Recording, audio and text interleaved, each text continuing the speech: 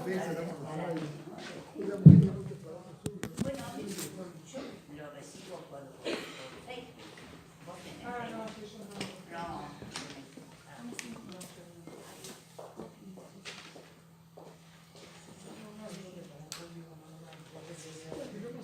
Estoy pensando que lo que va a ocurrir que posiblemente se trate de firmar un compromiso que no venga o algo así específicamente. Siempre hay temas. Bueno, bienvenido, buenas noches. Gracias, Elisa. Este es una charla que es parte del ciclo que preparamos en conjunto con la muestra Intersticios y la plataforma de formación abierta en curaduría del CCE. Elisa es curadora del segmento de cuerpos políticos, que pueden ver arriba, no haya recorrido todavía la muestra. Esta charla es parte, digamos, de su investigación realizada al respecto.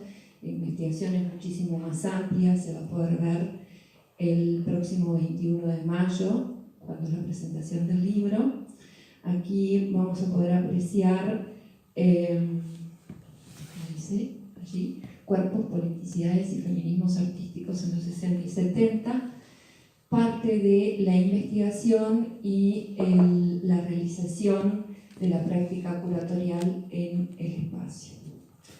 Bueno, no me tocaba presentar a mí, así que un poco estoy también improvisando, pero bienvenida sea la improvisación, entre tantos performers, un poco también. Respecto a Elisa. Elisa nació en 1983 en Montevideo, es magíster en Ciencias Humanas, opción Estudios Latinoamericanos en la Facultad de Humanidades y Ciencias de la Educación, es licenciada en Historia, técnica universitaria en Museología, especialista en gestión cultural y egresada de danza contemporánea Litera Udela. Realizó estudios del máster en Artes de Calle en Tàrrega, Cataluña, a través de la beca Fira Tàrrega e INAE MEC. Es investigadora en Historia de la Danza y de las Artes Visuales, ha colaborado en varios proyectos y en diversas publicaciones. Desarrolló la investigación Imágenes del Cuerpo, Performance, Arte y Política en Montevideo, 1965-1975, una mirada regional, en el marco de la maestría en Estudios Latinoamericanos. En 2018 realizó el Laboratorio en Gestión de Museos de la Fundación Teoría y Práctica de las Artes, TIPA, en Argentina, con beca de mecenazgo cultural de Argentina. Se desempeña actualmente como investigadora en el Museo Blanes de la Intendencia de Montevideo. Llevó a cabo una investigación sobre las trayectorias simbólicas y materiales del juramento de los 33 orientales de Juan Manuel Blanes, publicada en el libro sobre la restauración de este cuadro, editado por el Museo Blanes en 2018, y es co-curadora de las exposiciones Teresa Vila, Arte y Tiempo, e Intersticios, Cuerpos Políticos, Estrategias Conceptualistas y Experimentalismos Cinematográficos en el CCE. Autora del libro Arte y Política, Mujeres, Artistas y Artes de Acción en los 60 y 70, editado por Yaburu en 2019, que desde ya, como les dije, se va a presentar el 21 de mayo, así que les esperamos nuevamente. Bueno, muchas gracias Ángela por la presentación. Muchas gracias a todos y a todas por estar acá en esta conversación. Vamos a compartir. La idea es contextualizar un poquito más, tener una instancia de conversación, como lo decía la propuesta, y profundizar tal vez en algunos de los aspectos del eje curatorial de cuerpos políticos, que bueno, imagino que habrán podido visitar la muestra o si no, la podrán visitar a continuación.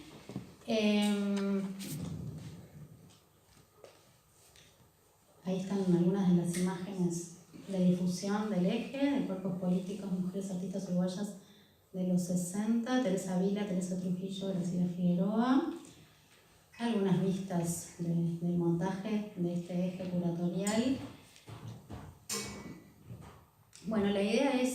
como les decía entonces, profundizar un poco sobre la exposición, que a su vez se vincula, como les contaba Ángela, con la investigación de tesis de maestría, que a su vez en una reescritura saldrá próximamente, en los próximos días estará publicada, ahí está la tapa del libro.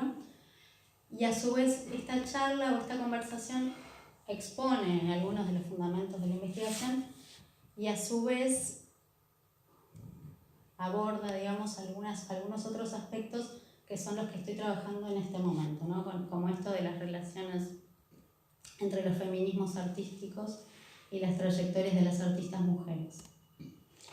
Bien, bueno, la investigación en cuestión, ¿no? Que tiene sus distintos momentos, tanto en la exposición como en el libro, abordó las primeras experiencias de artes de acción en el espacio público en Montevideo a través de las trayectorias de las 3 artistas mencionadas y buscando, digamos, las articulaciones entre las prácticas artísticas y lo político, ¿no? que sus obras o sus acciones o sus prácticas desplegaron.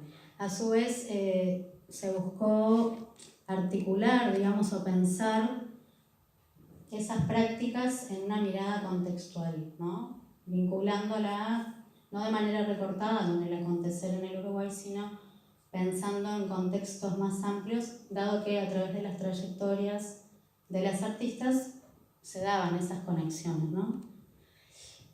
Bien. Bueno, una de las ideas que trabajamos es que las relaciones entre prácticas artísticas y lo político fueron un requerimiento distintivo del campo artístico e intelectual de los largos 60 en América Latina. Y en Uruguay varias de estas prácticas artísticas, que fueron performances, happenings, acciones, sucesos plásticos, danzas callejeras, entre otras, fueron impulsadas por mujeres, las cuales, partiendo de las artes visuales, la danza o el teatro, exploraron en la interrelación de las artes, trabajaron en la experimentación artística, pusieron el cuerpo en el espacio público y elaboraron estrategias de incidencia política de variadas maneras. Bueno, en realidad, si bien yo trabajé a partir de las trayectorias de 3 artistas, mujeres, el contexto, digamos, artístico en el Uruguay de los 60 y de los principios de los 70 estaba integrado por varios artistas que trabajaron en la experimentación, entre ellos y particularmente en las artes de acción. Entre ellos, algunos, además de las artistas, están acá, por ejemplo, Clemente Paín. También podemos mencionar a Jorge Caraballo, Adriana Largo Marcino, además de Teresa Vila, Graciela Figueroa y Teresa Trujillo, Haroldo González, Alberto Restucia, Luis Charminara, entre varios otros. Bueno, la idea esta de pensar los vínculos entre las prácticas artísticas y lo político venía de una necesidad de repensar las prácticas artísticas en Uruguay en un encuentro con el contexto latinoamericano, ¿no? Desde algunas lecturas se enfatizaba como que la experiencia uruguaya había sido una excepción, de alguna manera, en las intersecciones entre lo artístico y lo político, pero por otro lado, hacer un estudio de la bibliografía latinoamericana era como muy extraño que en todo el continente se dieran fuertemente en los 60 y en los 70 los vínculos entre arte y política, y en Uruguay no. Entonces siempre es interesante como desconfiar de ese prejuicio de la excepcionalidad uruguaya, y entonces, bueno, prestemos atención o miremos si se dan relaciones y de qué manera, ¿no? Que yo creía que sí, bueno, realmente encontré algunas y bueno, ahora vamos a hablar de cómo se dieron esas relaciones.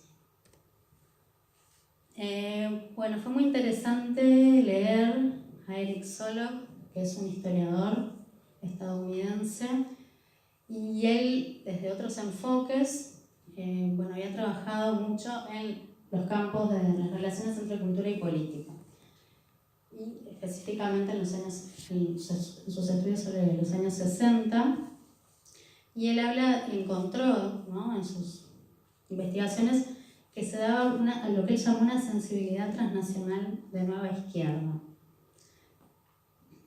Me quedó corta la cita. Bueno, voy a leer de acá. Y les traigo una cita interesante porque, bueno, él habla de que es fundamental, digamos, prestar atención en esos vínculos entre las esferas culturales y lo político para entender la nueva izquierda latinoamericana de los 60 y de los 70. Que si no, que no se pueden separar ambas esferas, ¿no? No se puede pensar la izquierda específicamente desde el ámbito de lo político, desde la política como tal, como también desde algunas experiencias se venía abordando, sino que en realidad el fenómeno fue mucho más complejo y más amplio, y pensar la izquierda únicamente por lo político dejaba de lado muchas manifestaciones que desde el campo cultural eran de izquierda, ¿no? Claramente. Entonces, solo plantea que los investigadores requieren, o los historiadores requieren, de un marco revisionista que abarque los aspectos no armados de los desafíos radicales a las normas políticas y sociales. Prácticas contraculturales, nuevas sensibilidades estéticas, tendencias en el cine, la literatura, el teatro, la música, las artes, como también el impacto de la teología de la liberación y enlace aquellos aspectos con procesos transnacionales, sin desagregarlos de los discursos y la proximidad de los movimientos revolucionarios violentos. En vez de ver la lucha armada, la guerrilla heroica, como se le llamó, en contraposición a las prácticas de consumo, en apariencia no revolucionarias, deberíamos considerarlas a ellas como dos facetas de movimientos diversos y entrecruzados que confrontaron con el poder del Estado por un lado y con las normas patriarcales por el otro. En la historiografía uruguaya, Vania Marcarián, que fue fue mi tutora, digamos, en la tesis, ella ya venía trabajando en esta línea, en la línea que planteó Solo, y bueno, ella hizo un aporte muy grande en relación al estudio del 68 uruguayo en estos vínculos, en estas intersecciones entre lo cultural y lo político en el Uruguay. Bueno, el recorte se fue configurando a través de una selección de artistas mujeres. Inicialmente otro podría haber sido el abordaje, pero finalmente decidí trabajar con las tres artistas que les comenté. Y un poco fue interesante encontrar que, bueno, que había más estudios de los artistas varones que de las artistas mujeres. Y bueno, esto también tiene toda una teoría por detrás y un correlato interesante. Por ejemplo, de algunas historiadoras del arte feministas que cuestionan, ¿no? Hay desde un texto fundacional de Linda Nöchling de 1971 que plantea por qué no hubo grandes artistas mujeres, y también Griselda Pollock, por ejemplo, en su libro Visión y Diferencia, Feminismo, Feminidad e Historia del Arte, plantea que la historia del arte es un discurso centrado en lo masculino que colabora en la construcción social de la diferencia sexual. Por ello se ha vuelto un imperativo de construir la fabricación ideológica que privilegia al individuo masculino en el discurso de la historia del arte. Así que ahí fuimos encontrándonos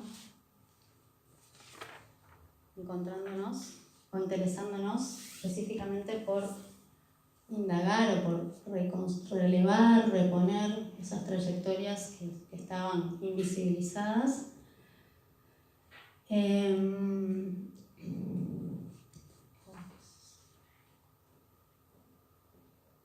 Bueno, también haciendo una mirada sobre la historiografía sobre las artes en el Uruguay y sobre las artes visuales en particular, encontramos también que las prácticas artísticas realizadas por mujeres se habían insertado de manera compleja en los abordajes sobre el campo artístico y cultural, al haberse construido discursos centrados preferentemente en realizaciones artísticas realizadas por varones. Bueno, por otro lado hay toda una trayectoria, una literatura, una producción teórica importante en las últimas décadas sobre artistas mujeres que están, digamos, poniendo en cuestión estos enfoques que anteriormente las excluían.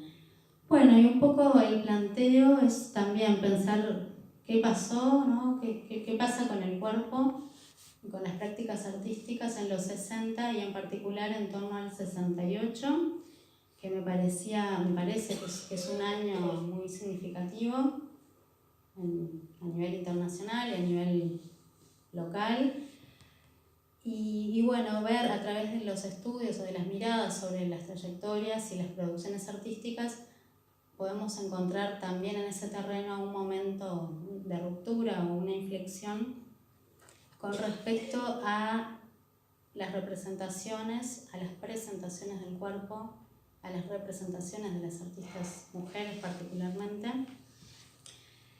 que entonces decimos que en torno al 68 eclosionaron en el espacio público de proyección global y en el ámbito latinoamericano en particular ciertas obras y discursos a través de los lenguajes de las artes de acción, entre otros medios artísticos, que posicionaban imágenes del cuerpo femenino, no desde la mirada masculina como había sido tradicionalmente, sino que de manera contundente presentaron imágenes de cuerpos femeninos, en ocasiones de las propias artistas. En Uruguay muchas de estas experimentaciones artísticas fueron enunciadas desde los propios cuerpos y dialogaron con el contexto de radicalización política de variadas maneras, desde prácticas de militancia artística hasta expresiones micropolíticas próximas a búsquedas de la emancipación desde lo privado y hacia lo público. Y en lo sucesivo abordaremos la consideración de algunos de estos casos y también esta visibilidad o esta inquietud que surge, ¿no?, en algunas representaciones que vamos a ir viendo, como esta de Leonilda González con su serie de las novias revolucionarias y los casos de las artistas que están participando de la exposición Intersticios. Vamos a tratar de pensar algunos cruces o algunas articulaciones con el desarrollo de lo que se le llamó la segunda ola del feminismo, que en el Uruguay coagulará a partir de los años 80 con mayor impronta. Pero bueno, ya desde los 60 la idea es plantear que ya desde los 60 y desde el 68, desde el plano, desde las producciones y representaciones artísticas, hay nuevas producciones que ponen en cuestión el tema del cuerpo y del cuerpo femenino desde las propias artistas mujeres, ¿sí?, diciendo un montón de elementos o proponiendo un montón de miradas. En este sentido, Andrea Yunta propone, que ella trabaja el periodo entre los 60 y los 80, más globalmente, Andrea Yunta propone que las experiencias artísticas latinoamericanas de este periodo, en estas experiencias el cuerpo se tornó un lugar de experimentación, resistencia y transgresión. Y dice textualmente: en la sensibilidad de la época, juventud, amor, revolución y resistencia estuvieron inmersos en la búsqueda de un nuevo cuerpo libre de clasificaciones y de normas.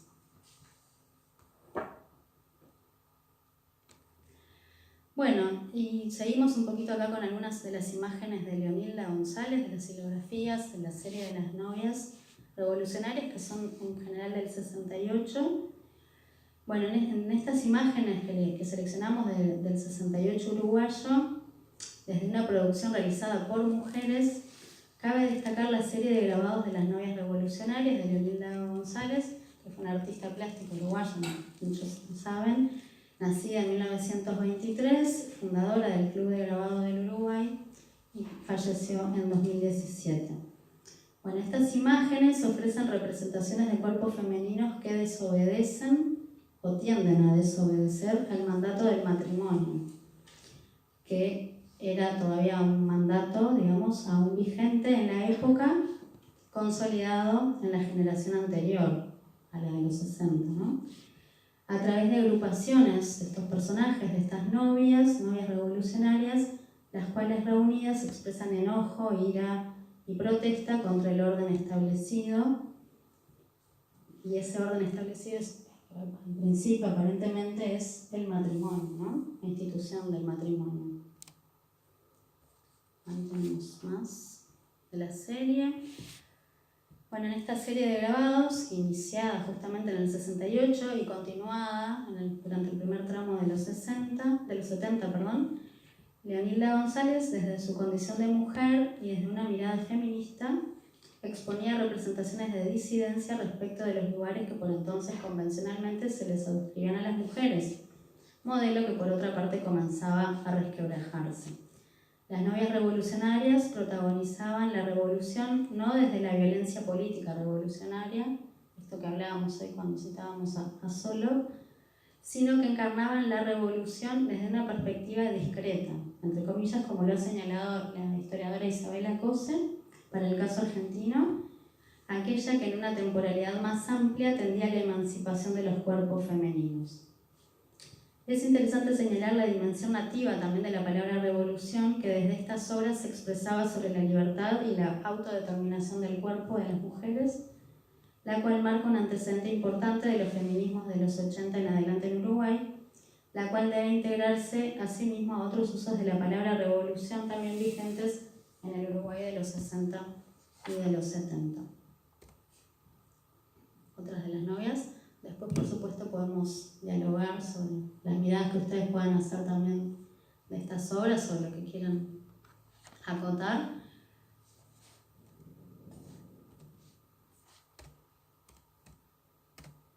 En realidad, bueno, esto es, retomé acá a Leolinda, pero hay muchas otras artistas que también podríamos citar o mirar en relación a este tema. Esta es una de las líneas que estoy empezando a trabajar también a partir de la investigación anterior. Bueno, en general entonces, para hilvanar un poco esto y articular con las trayectorias que están presentes en la exposición y en el libro, retomar un poco la idea de que en los años 60 y 70 el cuerpo fue central en las prácticas artísticas, se hizo presente en el espacio público y desarrolló politicidades específicas. En este sentido, a través de las 3 artistas con las que trabajé en la investigación anterior, tenemos a Teresa Vila, que creó los ambientes temáticos o acciones con tema, buscando modificar las percepciones habituales y la conciencia de los espectadores sobre su contexto. Teresa Trujillo, que está en sala, experimentó en el lenguaje de la danza y se consolidó como una artista militante en la lucha por la liberación nacional y el cambio revolucionario. Graciela Figueroa, que también está en sala, exploró lo comunitario, lo contracultural y activó nuevas estrategias sobre la performatividad de los cuerpos, el género y la sexualidad. Bien, acá tenemos una obra temprana de Teresa Vila, un autorretrato, datado en el 51, pues la primera mitad de los 50. También por esta idea de la autorrepresentación del cuerpo. Si bien es una obra temprana, pero bueno, es un lindo antecedente de esta línea que estamos comentando. Bueno, Teresa Vila fue una de las artistas que revolucionó la escena artística de los 60 en Uruguay. Y bueno, su trayectoria artística resultó de gran interés, dado que su itinerario, digamos, reflejó durante el periodo algunas de las más significativas tensiones que atravesaron las artes visuales latinoamericanas de la época y a su vez, en un plano más amplio, también algunos de los debates y las disputas del campo intelectual latinoamericano. Entre estos, particularmente, las relaciones de proximidad o de distancia respecto del terreno del arte internacionalista y, en particular, la apertura o el rechazo frente a los intentos del campo cultural y artístico estadounidense respecto de los artistas latinoamericanos, y también abordó centralmente el tema de la politización en el arte a través de sus obras. Itinerario creativo transita por un montón de momentos muy entrecortados, muy cambiantes durante los 60. Acá hay algunas de sus obras más informalistas que también desde esta mirada tienen posiblemente representaciones de lo corpóreo o de lo corporal. Podemos ver, ¿no? Desde esta mirada, no sé si estarán de acuerdo. Bueno, Teresa Vila, continuamos. Luego de algunos momentos importantes en su carrera, como lo fue la primera exposición individual de pintura realizada en el Instituto General Electric en el 64, o la selección de su obra para integrar exposiciones de arte latinoamericano contemporáneo en el Museo Guggenheim de Nueva York, en torno al 66, o sea, muy próximo al año 68, que estábamos marcando como un momento de ruptura. Las prácticas artísticas de Vila se volcaron de manera explícita hacia un interés por incursionar en lo político en el arte, en un ciclo no exento de contradicciones, dado que fue en esos años cuando el artista experimentó con el lenguaje del happening, formato que el artista elaboró como ambientes temáticos y acciones con tema. Okay. Otra obra plástica de los 60, no tiene fecha, no está datado en ninguna fecha en particular, posiblemente sea del 66, por ahí. Bueno, el ciclo de radicalización artística y política de Vila, desde la pintura específicamente y también desde las acciones, trabajó algunos temas de la izquierda de proyección internacional, como lo fueron las referencias a Vietnam. También incluyó en una de sus obras, a fines del 68, una referencia al movimiento estudiantil de ese año en Uruguay, así como un homenaje simbólico a los mártires estudiantiles en una de sus acciones con tema. Una de las acciones que protagonizó el actor Fernando Gilmet, algunas de las imágenes están en la exposición de la serie del hombre que comía pizza. Bueno, la apuesta de politización desde el terreno de las artes de acción buscó activar lo que ella llamó una conciencia embotada de los espectadores para que tomaran conciencia sobre la liberación de las personas y sobre la liberación nacional. Eso es un segmento de La rueda con papeles,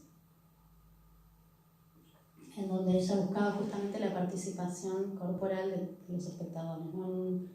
En un acercamiento desde lo plástico, porque ella era una artista visual formada en pintura y en dibujo, y en este momento, ¿no?, de búsqueda de lo político, digamos, trabaja con este formato de lo performativo en un intento por llegar desde otro lugar, ¿no?, a vincularse con el público, ¿no?, que el público participara directamente y pudiera tomar conciencia del momento en cuestión y poder transformarlo eventualmente.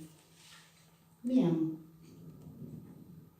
Teresa Trujillo. Ahí tenemos algunas de las fotos. Bueno, Teresa Trujillo fue otra de las artistas uruguayas con cuya obra incursionó durante los 60 y los 70 en las articulaciones entre arte y política. Hacia 1965 la artista se consolidó artísticamente en el ambiente parisino como artista experimental de vanguardia desde la danza y a través de un enfoque unificado de trabajo sobre varias disciplinas artísticas. Esta es una fotografía de la obra Eliximac, realizada en París junto a Miriam Bat-Joseph. Creo que tengo otras también de la primera etapa más de vanguardia, en París. Bueno, acá hay algunas imágenes del happening en el que participó Teresa, Efímero Pánico, en el 66, que también en esta selección estaba buscando como más la presencia del cuerpo. Bueno, este es un momento importante, fundamental en ese sentido. Y lo que es interesante en Trujillo es que tiene toda esa impronta de vanguardia, también como protagonista en París, en la primera mitad de los 60, y luego tiene un primer regreso a Montevideo, donde justamente presenta el polémico happening, liquidación de una platea. El año 66 es muy significativo en ese sentido porque a pocas semanas entre un evento y otra serie de eventos estaban las primeras acciones con tema de Teresa Vila en julio del 66 y en agosto del 66 liquidación de una platea. Las artistas mujeres dirigiendo los eventos en los que participaban ellas y otros artistas, hombres y mujeres. Y bueno, acá está liquidación de una platea, realizado en el Teatro Circular, que fue también un escándalo, pasó a la justicia penal. Lo pueden leer en el libro autobiográfico de Teresa Trujillo, Cuerpo a Cuerpo, donde describe las experiencias de este happening. Y entonces, bueno, este es el momento acá de experimentación más vanguardista, en el 66.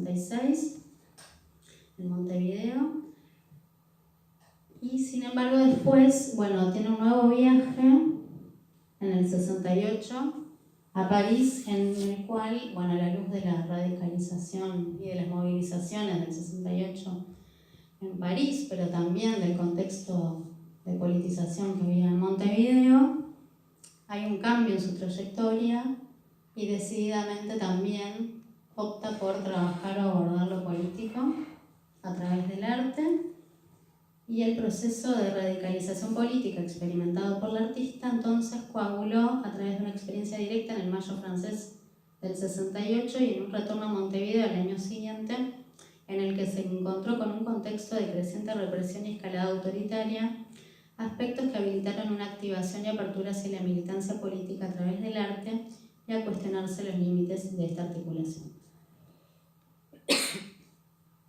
Bueno, estas son algunas de las imágenes, algunas de las fotografías de la obra de danza, ¿Qué hacer con la danza en estos tiempos de mudanza?, que presentó en 1971 en el Platense Patín Club en un acto político del Movimiento de Independientes 26 de marzo, que formaba parte del Frente Amplio por entonces, previo a la campaña, en medio de la campaña electoral del 71.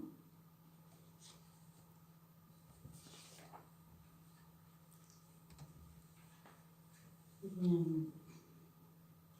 Trujillo tomó conciencia del contexto, entre comillas, ¿no? Porque es así un poco como ella lo planteó en sus textos, en sus escritos, del contexto de radicalización política en su entorno y redefinió su rol en tanto artista uruguaya y latinoamericana de su tiempo, lo que la llevó a impulsar reformulaciones específicas dentro del campo artístico, así como a cuestionarse los límites de este en un deslizamiento hacia el campo político. Se planteó, digamos, uno de los dilemas de los artistas intelectuales latinoamericanos de los 60, 70, más bien principios de los 70, de bueno, ¿qué hacer? Estamos en un momento revolucionario. ¿Qué hacer? ¿El arte, la danza, el baile, la escena o la revolución? No sé, ahora lo podremos conversar un poco más, pero bueno, entre las realizaciones más destacadas en este sentido, cabe señalar la militancia en la agrupación de trabajo cultural y de su participación activa en el Teatro de la Banda Oriental.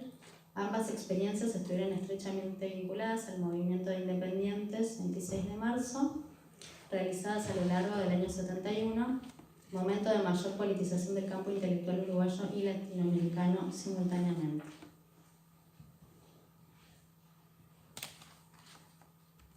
Bien. Y el otro núcleo de realizaciones entre arte y política que encontramos se constituyó en torno a las experimentaciones de Graciela Figueroa y el grupo de danza de Montevideo que coordinó en esta ciudad y en Santiago de Chile a comienzos de los 70. Bueno, acá estamos viendo una imagen, una fotografía de Graciela Figueroa y Twyla Tharp, una de las coreógrafas más destacadas de la danza postmoderna norteamericana, en la obra After Sweet del 60 y, no recuerdo el año, 67, 60 y por ahí, no recuerdo el año. Después acá es una fotografía de Graciela en la performance Medley, también del año 69, que dirigió Twyla Tharp, en la que se caracterizaron, digamos, por el uso, la toma de los espacios públicos para la danza.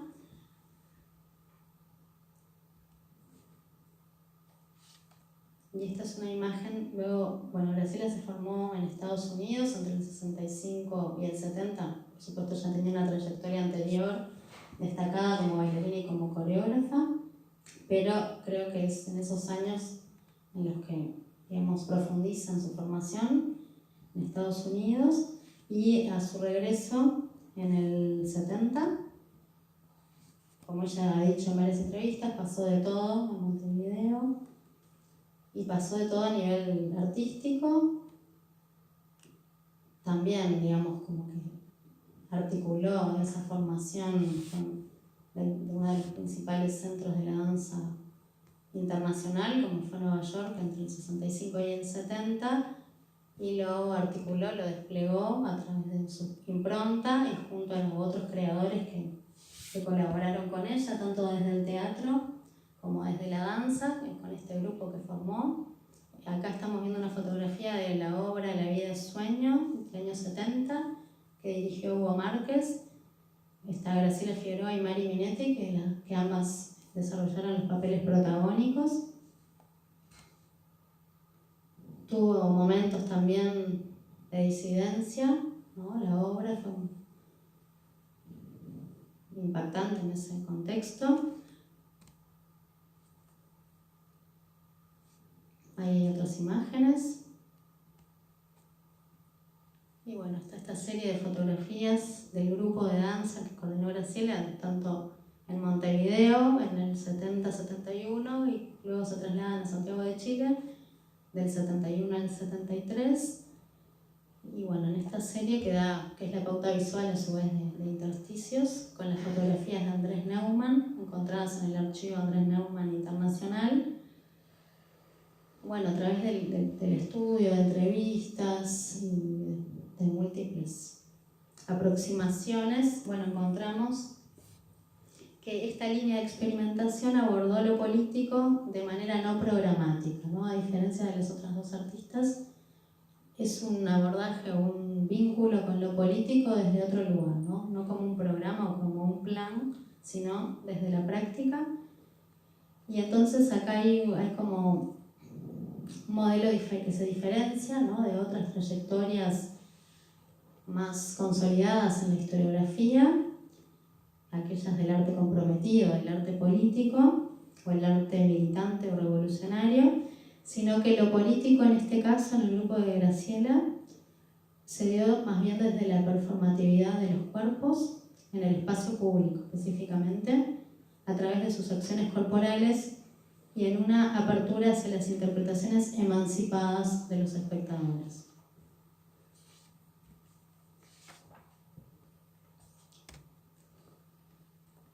Figueroa presentó una impronta contracultural muy enraizada en las experiencias de las comunidades hippies neoyorquinas de los 60, espacio en el que se formó por varios años, y una influencia del movimiento humanista que incursionó en Santiago de Chile a comienzos de los 70, en tensión con el gobierno de la Unidad Popular. Sus búsquedas artísticas en el terreno de lo micropolítico abordaron lo político desde el propio cuerpo en una línea que por entonces era emergente, pero que más adelante coagulará con mayor vigor como una de las expresiones de la denominada segunda ola del feminismo en América Latina y que en los 80 se aglutinó en Uruguay. Los casos considerados reinsertan las experiencias uruguayas en el terreno intelectual y al interior del campo artístico en la trama cultural latinoamericana a través de perspectivas transnacionales, al debilitar los enfoques que subrayaban una pretendida excepcionalidad del Uruguay respecto de los conceptualismos latinoamericanos y de una presunta distancia del campo de las artes visuales uruguayas con el campo intelectual latinoamericano. Bueno, esto por ahora, y encantadísima si quieren conversar o proponer o cuestionar o lo que quieran aportar. Abro entonces la charla.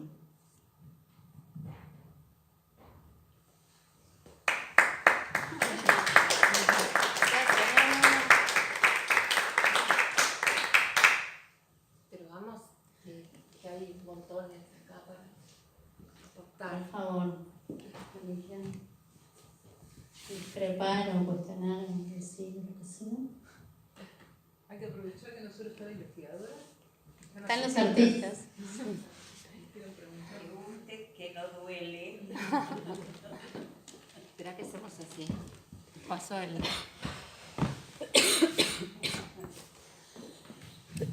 El micrófono para quien quiera preguntar o decir algunas palabras, ya que están las artistas. Lo que quieran, una Agradecerle reacción. mucho a ella, todo. No, mi voz se escucha de todo. Lo que pasa es que se queda Está grabado. No queda grabado. No, yo quería felicitar a Elisa y agradecerle todo este trabajo que está haciendo.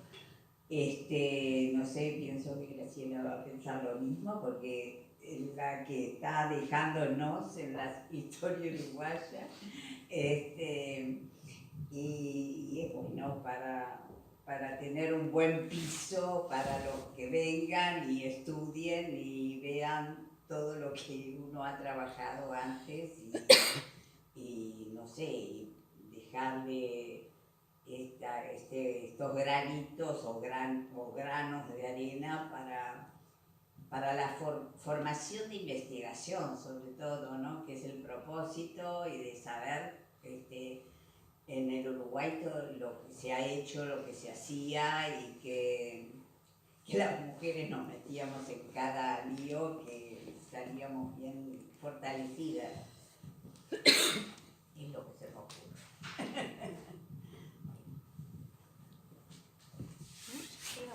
Que siga la charla. ¿Sigue la charla? Encantada. Gracias, Tere. Gracias, Tere.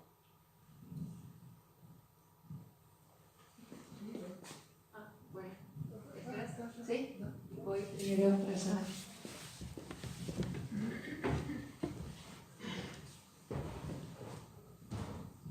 Bueno, felicitar a la autora, a la orientadora, ¿no? Un trabajo muy interesante y realmente, o sea, a mí muy lindo, si bien yo no conozco, soy de las ciencias más bien biológicas, pero tener a las tres que forman parte, ¿no? de tu obra, las tres señoras, ¿no? Es algo realmente poco usual, ¿no? Y como bien decía, un excelente material, tu tesis, ¿no? Y tu libro para enriquecer el futuro. Yo cuando hablabas de la década de los 60, yo soy del 63, decías el 68, decías, yo 5 años, pero recuerdo muy bien la década de los 70 adelante, ¿no? Lo duro que fue para el país, todo lo que sucedió y que también se empezó a gestar en los 60, ¿no?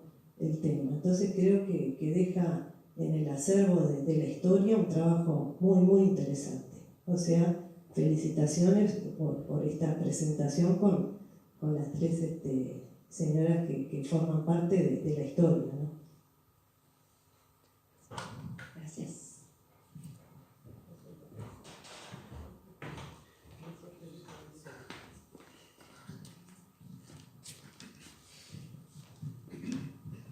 Bueno, voy a repetir las felicitaciones para Lisa. Pero, bueno, rellenando un poco sobre lo que hemos visto y lo que nos ha contado ella, y viendo la lentitud con la cual se movía en otra sociedad en aquella época, de los 60 y los 70, se me ocurre hacer una pregunta un poco atrevida, ¿no? En el sentido de que, ¿cómo es posible de que formas tan avanzadas de expresión artística en el arte de la acción se pudieron haber visto en Montevideo, en el Uruguay, en esa época?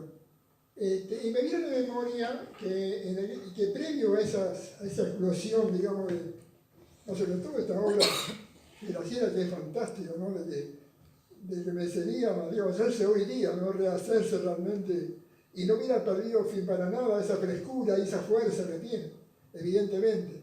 Pero lo que yo quisiera saber es si tuvo algún peso en algún momento, cuando ellas estaban pensando en hacer estas obras y todo eso, toda la experiencia que ellas tuvieron en su viaje a Nueva York, a París y a otros lugares. Porque evidentemente las ideas no caen así del cielo y bueno, siempre hay todo un proceso, una evolución, y se van aplicando y van adquiriendo, digamos, las notas propias del entorno en el cual se hacen.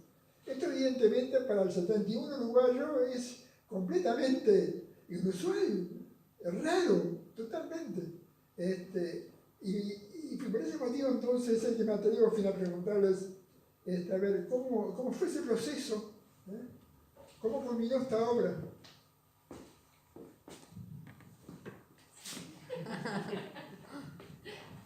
Yo siento en mí, ¿no? El proceso como una continuidad, porque yo tuve la suerte de trabajar con Elsa Ballarino, que fue una pionera y que siento que como si siempre hubiéramos bailado en la calle, una cosa así, ¿no? El amor de ella por la danza era tan absoluto y tan una dedicación, y ella veía en todo la danza, ella era como la vida de ella total, ¿no? Sí.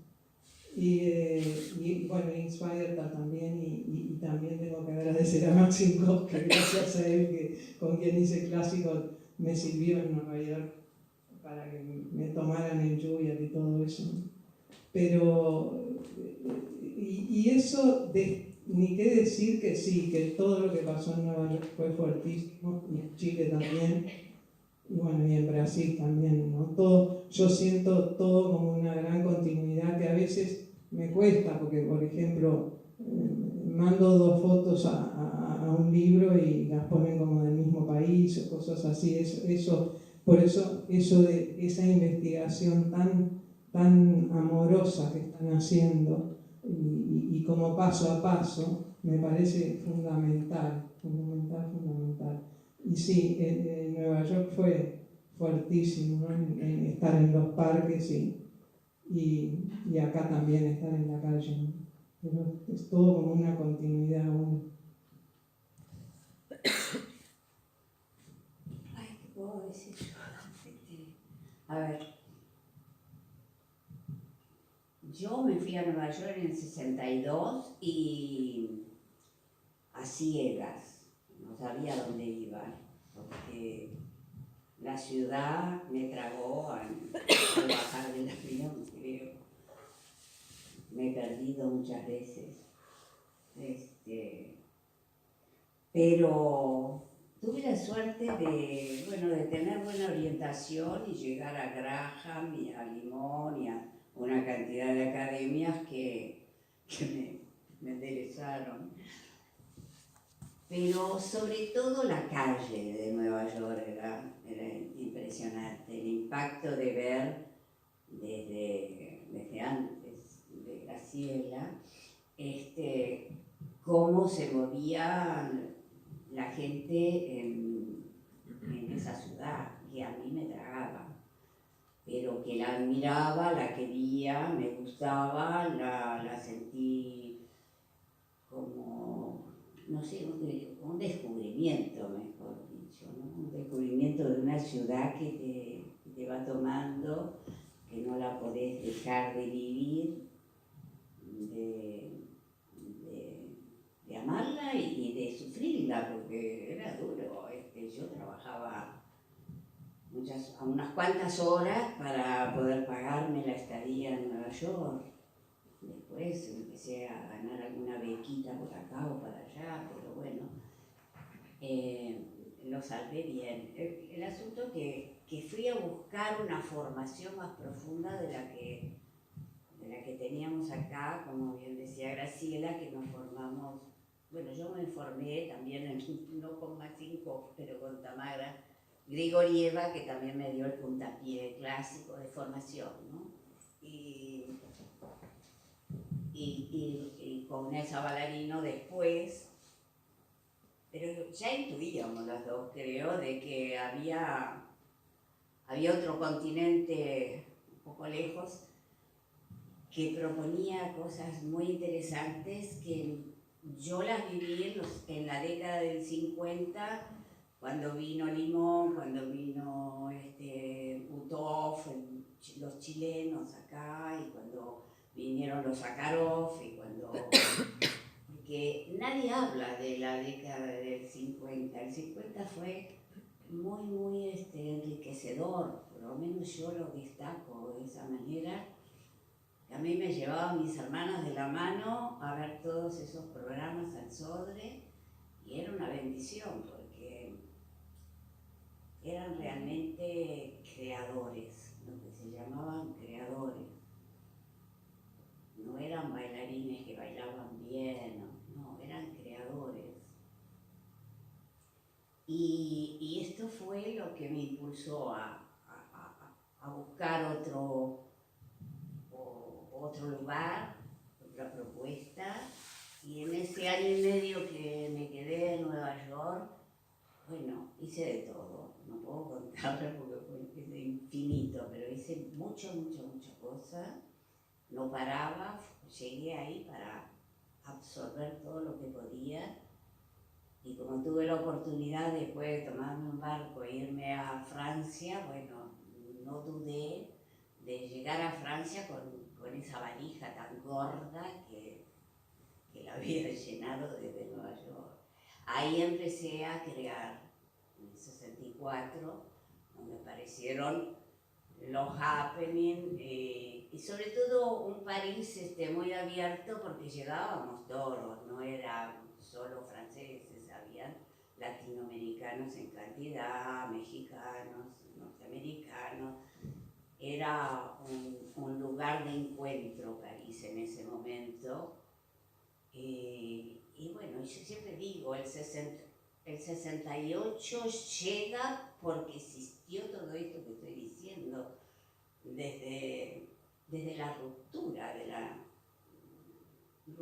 yo no sé si llamarla ruptura creativa o ruptura cultural, pero De Gaulle ya no daba para más, entonces lo sacaron en el 68, pero se venía gestando por lo menos desde que yo llegué, esa revolución de cambio, esa revolución de decir basta, vamos a otra cosa, de un París más solidario también.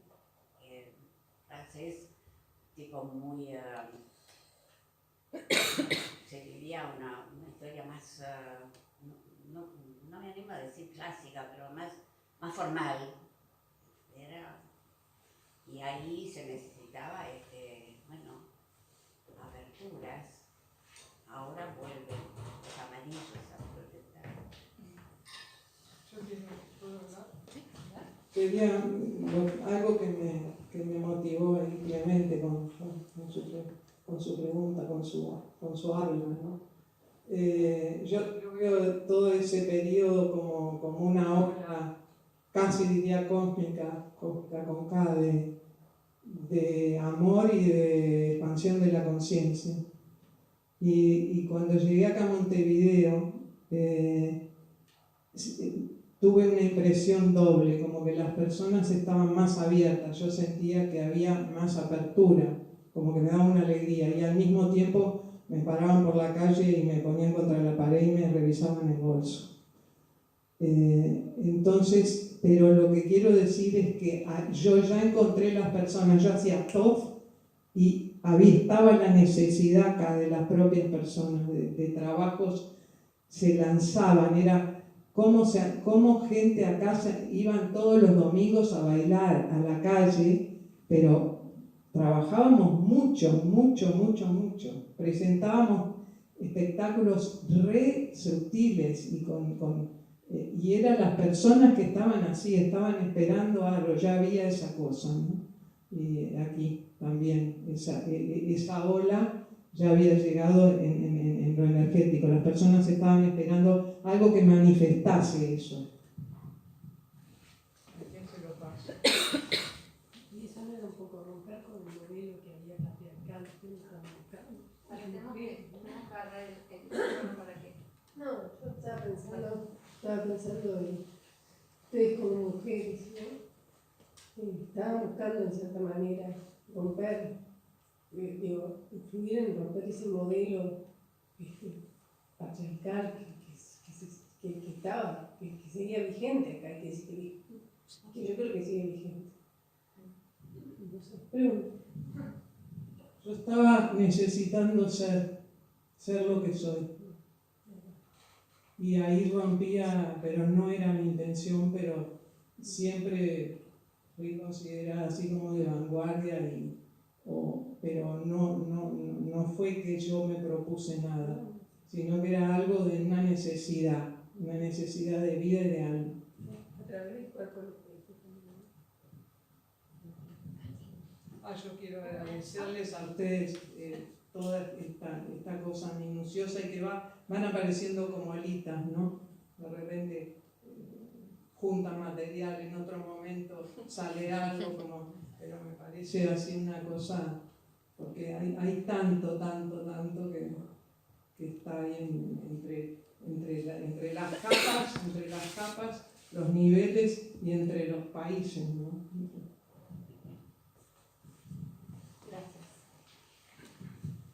Quiero retomar lo que dice Graciela, porque me quedé pensando en lo de la historia, lo de que quedan como que la investigadora pone en el lugar de la historia a las artistas que no estaban, y me quedaba pensando en eso, y ahora ella lo acaba de decir con bellas palabras. Esas capas de la historia que empiezan a surgir son muy necesarias, pero no, o sea, lo que me parece es que en Uruguay no se puede cancelar la historia en el sentido de que, bueno, pasó esto y traemos esto al presente y bueno, ahora miramos el objeto, dígase, la producción de las artistas,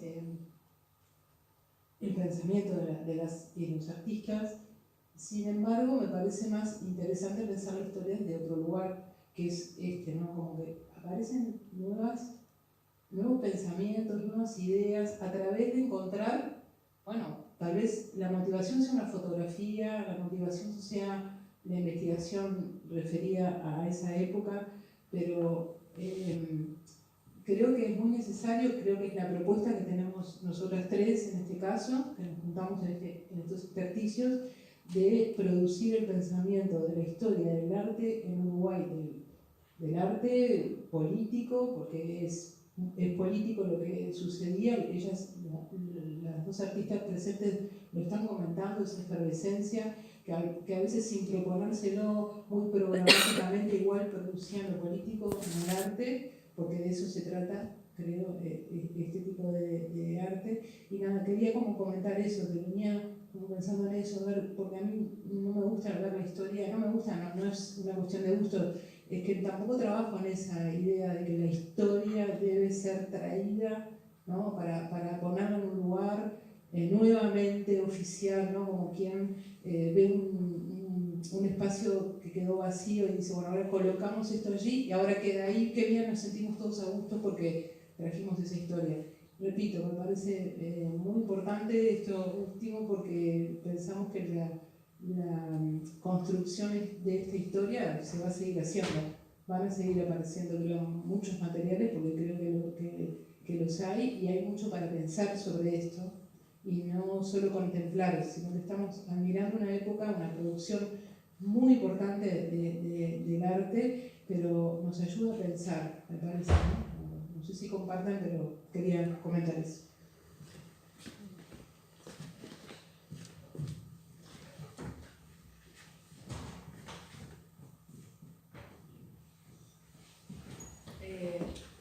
Bueno, sí, que está muy bueno que traigas es como si darle vida a todo esto de nuevo. Así que estén acá también, así que gracias. Y me interesaba también el hecho como en la dictadura, si tuvieron algunos problemas en esa época o algo, y también como que siendo mujer revolucionaria, si durante esa época les benefició en el hecho de que no las trataban, o no, si las trataban mejor o peor que lo que hubiese sido a un hombre revolucionario, por ejemplo. Y también me interesaba saber como la gente acá en Montevideo, porque si necesitaban irse a Chile y a Nueva York y ahí como que sentían mucho respuesta de la gente, pero cómo era de la respuesta de la gente acá, y si sienten que, porque en un momento mencionaste que había buena energía, y si ahora murió un poco, o si sigue.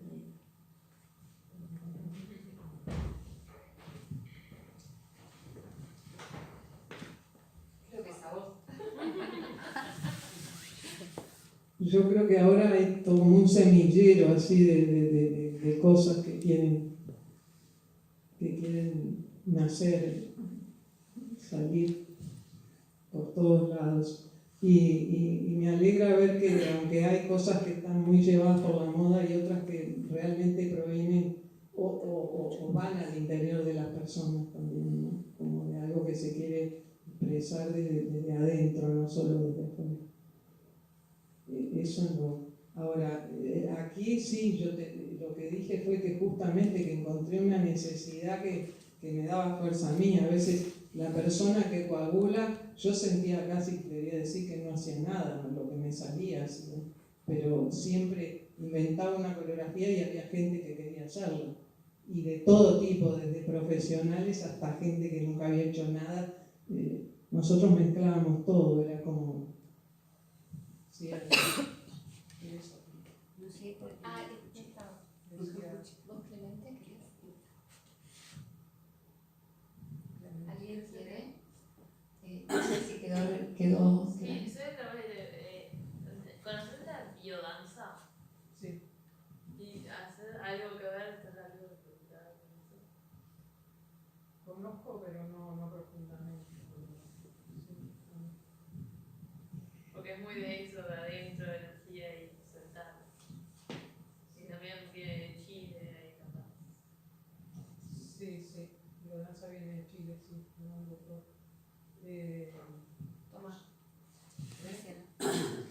igual capaz que podemos, disculpen, pero podemos volver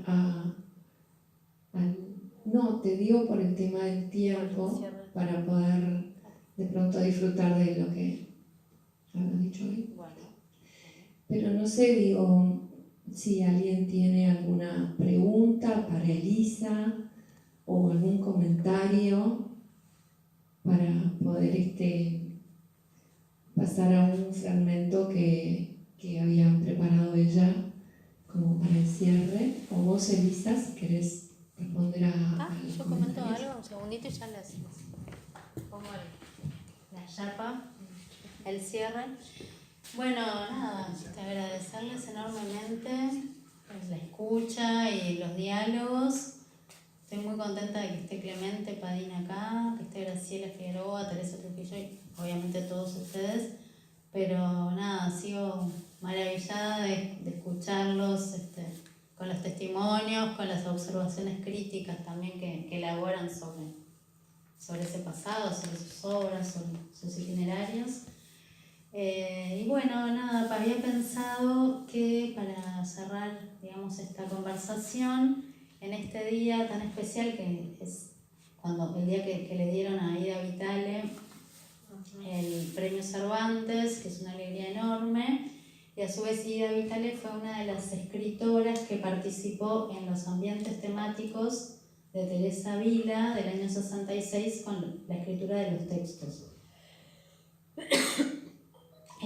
Estos audios de los ambientes temáticos fueron recuperados hace poco en el contexto de la investigación para intersticios y ustedes pueden escucharlos en la exposición. Pero como estos audios a veces por diversos motivos a veces están y a veces no están, a veces quieren participar de la exposición y a veces no sabemos bien por qué, y pensando que bueno, este acontecimiento tan importante del premio Cervantes a Ida Vitale y estando también en el Centro Cultural de España era como hacer un cierre, una reunión, escuchando uno de los fragmentos de las acciones con tema. Los textos que van a escuchar de estos ambientes temáticos del 66 son los textos como les dije, de Ida Vitale y de Enrique Fierro, textos inéditos y originales para estos ambientes temáticos dirigidos por Teresa Vila. Y las voces, las interpretaciones que van a escuchar, en este caso es Beto Fontana, Nelly Pacheco y Daniel Biglietti. Así que bueno, los invito a escuchar esto por si alguno no lo puedo percibir o disfrutar en la exposición.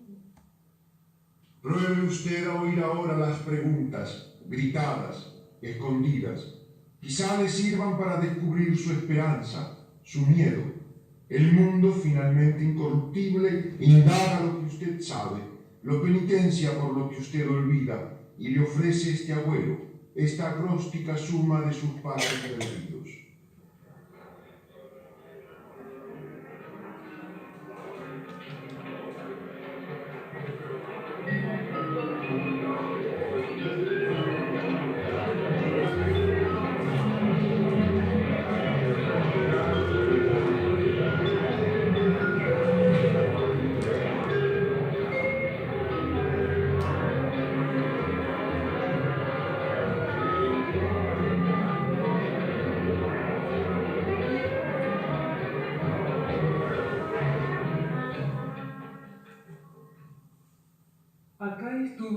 reservado para los malignos, el tenedor en el aire de los olvidadizos, la miel de los que mendigan, el vino de los que necesitan un pretexto, la carne de los exhaustos y los castos, el membrillo de los idealistas, la naranja entre sala y comedor de los inocentes, el vinagre en espera de la esponja, el tomate hidropónico de los que caminan en un desierto, las conservas de los solos, el laurel y el aliño de los que aún no saben a qué sabe su vida, y el pan con una gota de sangre encima. Acá está el páramo final, deglutido.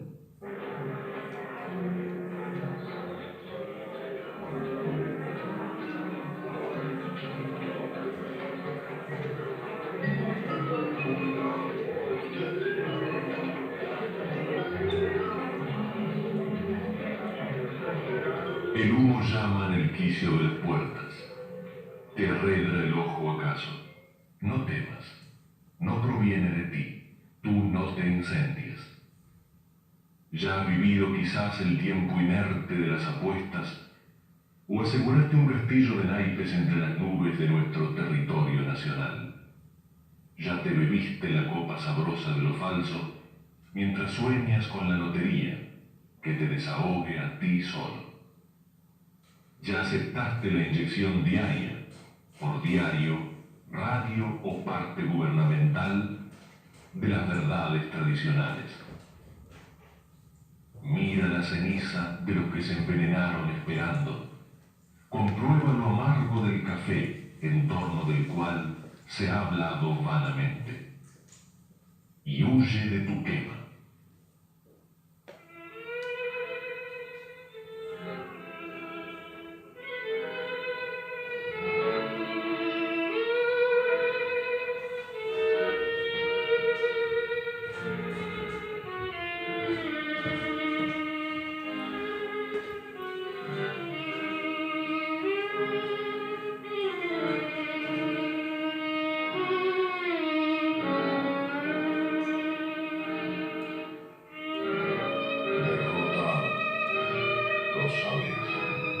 ¿Para qué entonces? Vos también derrotada. ¿Y hasta cuándo si ya nada ni nadie? Condenados por otro, culpa suya. De ellos, pese a mí, yo no sirvo. Poca cosa. Solo ahora, no más.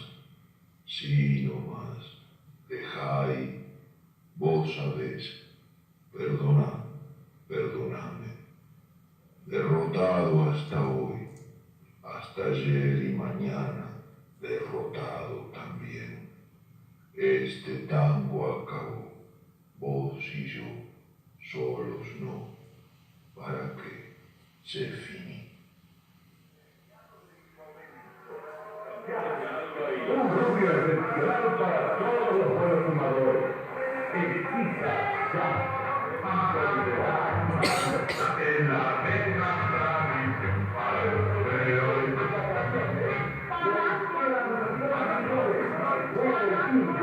y la veterana favorita de Kilo Casi 18.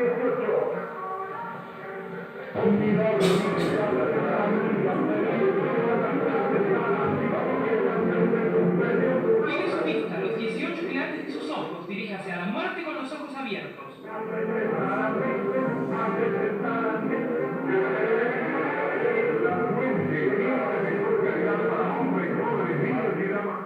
Está cerca, muy cerca, enfrente de la plaza, cerca de lo que fue una democracia. Es un país confección a sola firma, con medidas tomadas puntualmente para que se aseguren los inseguros, los tambaleantes, los que provocan el odio a los pobres, los que resultan ser apenitas, a gatas duras penas, los burgueses y burguesas.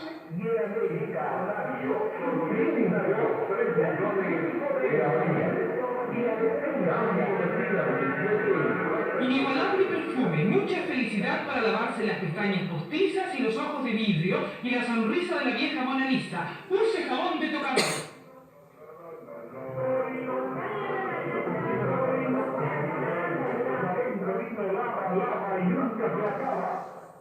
Contra la las arrugas y contra las verrugas y contra los insectos encaramados en cargos públicos y notorios, use la juventud. No desperdicie los días, los trabajos que le quedan aún sobre la tierra. En la nueva se ahorra de verdad. Fíjese, hay vestidos en hilo rústico que costaban 468 pesos. Lea este diario, poderoso, cuanto más feo, más hermoso, cuanto más lindo, más desastroso. Lea este diario mentiroso. El Banco Comercial de ninguna abundante de larga tradición de comprador. La Unión, porque en la Unión se compra mejor. Por un pan dulce en la esperanza que una luz gorda en el ombligo de su señora esposa, no se asuste. Tema solo esa gran pompa de jabón, el alma negra de los que la tienen. Bueno, continuará. Pueden escucharlo en la sala. Bueno, muchas gracias a todos por... Perdón, un detalle que ya, miren, les pongo acá la... Ya los invitamos para... Espérate que tenemos que hacer un paso a paso de las próximas charlas. Bueno, ahí les pongo esto. 7 de mayo, Clemente Padín. Muy importante para este proyecto, la obra y la trayectoria de Clemente, para el proyecto de Intersticios, para todo el proyecto en general, ya que la obra que convoca la idea de Intersticios es una obra que llega a nosotros de manos de Clemente, que es la obra del Intermedia Chart de Bill Higgins. Ahí es cuando comienza toda esa etapa de recuperación en el 2006, que empezamos a plantearnos con Guillermo Zabaleta, que no está aquí, empezamos a plantearnos como qué pasa con esos espacios no estudiados. Y entonces viene como invitado de toda la curaduría, como invitado especial, la sugerencia de Mike Puchet con la obra La poesía debe ser hecha entre todos. Perdón, sí, me quedé pensando. Y entonces el 7 de mayo es la charla de Clemente Padín, el 14 de quien les habla, el 21, ahora sí, Elisa. La presentación del libro, no voy a hablar yo, por suerte van a hablar 3 invitados, están invitados. Sí, la presentación del libro, que como decía al principio, es como esto que decía Teresa, como la escritura historiográfica, la escritura académica, y que también de alguna manera la visión de estos 3 invitados es como un abrir el abanico a otras voces y otras opiniones sobre esta temática. Y el 28, para terminar mayo, vamos a hacer una visita guiada que es con invitación, con anotación. ¿El 18? 28. O sea que todos los martes de mayo va a haber una actividad desde ya invitados. Una visita guiada por toda la curaduría, con las curadoras y el coordinador Guillermo. Y bueno, es más bien como para gente que trabaja más el archivo físico, pero también que estudian la danza. No, el cierre es en junio con una invitada especial que viene a partir de Nepuche. ¿Querés contarnos así? Sí, en junio está Fernanda Carvajal, que es una investigadora chilena que vive en Buenos Aires y va a presentar un trabajo de ella sobre un archivo de un grupo de artistas chilenos. Y además tenemos otra prevista también en junio, otra instancia más de encuentros de este tipo. Esperemos concretarlo también. Sorpresas. Sorpresa. ¿Hasta cuándo? Hasta junio. Se alargó. Se alargó. Y otra cosa que quería decirles es que en el canal de Vimeo, Proyecto Intersticios, están también las versiones más largas de las entrevistas que están aquí. También en una entrevista nueva que hicimos con Teresa y con Andrés Neumann, que fue mencionado hoy por Elisa. Y sí, nos pasa tal cual lo que dice Graciela, que se van encontrando cosas y se van sumando. Y bueno, ¿no? Se renueva todos los días. Gracias. Muchas gracias. Y gracias a vosotros. no sé cómo me...